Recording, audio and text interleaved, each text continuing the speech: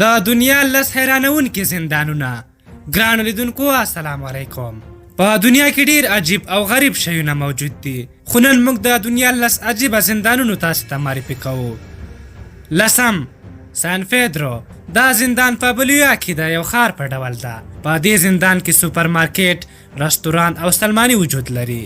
خو جالبه ده چې زندانیان پولیس یعنی د زندان ساتونکي نه ویني، خو کله چې دوی وغواړي چې د باندې ووځي نو دروازه کې ولاړ پولیس اجازه نه ورکوي چې د باندې لاړ شي. په دې زندان کې د یو عادي کوټې نیولې تر قصر پورې ودانۍ شته، یعنې که پیسې ولرې کولی شي قصر کې ژوند وکړې او حتی ځان ته نوکر هم نیولی شي. نهم، د دنیا تر ټولو وړوکی زندان سارک نومیږي.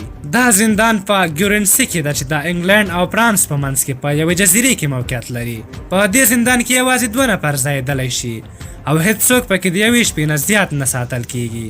اتم، هالډن زندان په ناروې کې ده. دا زندان د یو 15 ستوري هوټل په څیر ده. زندانیان کولی شي یو وړوکی یخچال، تلویزیون او ځان ته تشناب درلودلی شي. په دې زندان کې جیم، د کمپیوټر خونه، کتابخانه او مکتب هم شته. په دې زندان کې 250 زندانیان په یو وخت کې ساتل کیږي. هالډن زندان کې زیات شمیر ونې او ګلونه شته. جالبه دا ده چې هیڅوک د دې زندان نه د تیښتې هڅه نه کوي. اووم، لافلانټا زندان په وینزویلا کې ده.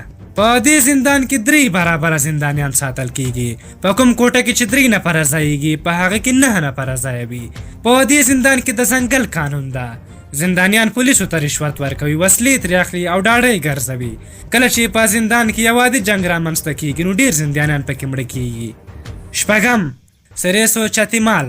سریسو چتیمال په مکسیکو کې ده. دا یوازینی زندان ده چې 20 کاله کیږي د زندانیانو ترمنځ پکې جنگ، ظلم او زیاتی نه ده شوی. کله چې 2 زندانیان د یو بل مخالف شي نو بیا په زندان کې بوکس لوبې چلنج ورکوي. د بوکس مسابقې لپاره په زندان کې جلا ځای جوړ شوی. د لوبې لپاره امپایر هم لري او د بوکس، دستکش او نور وسایل په اغوستو سره د بوکس لوبې ټول قوانین مراعات کیږي. پنځم، ماریکوپا زندان ډیر سخت قوانین لري.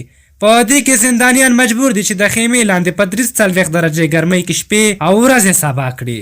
په دې زندان کې د زندانیانو څخه د خوراک پیسې هم اخیستل کیږي. څلورم، ارانجیوس زندان په اسپانیا کې ده.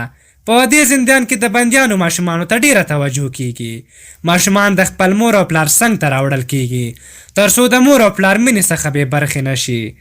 دریم، باستوی زندان په ناروې کې ده. دا یو جزیره ده او هیڅ ساتونکی نه لري.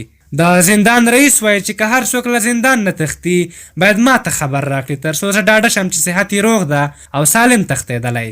دویم، فورلیزا میډیسا زندان په ایټالیا کې ده. په دې زندان کې یو رستوران ده چې دروازې د عامو خلکو ته خلاصه او خلک کولی شي مختلف خواړه چې د زندانیانو په لاس پاخه شوي دي وخوري. په دې زندان کې د خوړو ترڅنګ موسیقي هم غږول کیږي. اول، سیبو زندان په فلیپین کې ده. په دې زندان کې ټول زندانیان راغونډیږي او د خپل غم رفع کولو لپاره ډانس یعنی ګډیږي. تاسو د دغه زندانونو په هکله څه نظر لرئ؟ کوم زندان درته عجیب او حیرانونکی ښکاره شو؟ خپل نظر مو راته په کومنټ کې ولیکئ.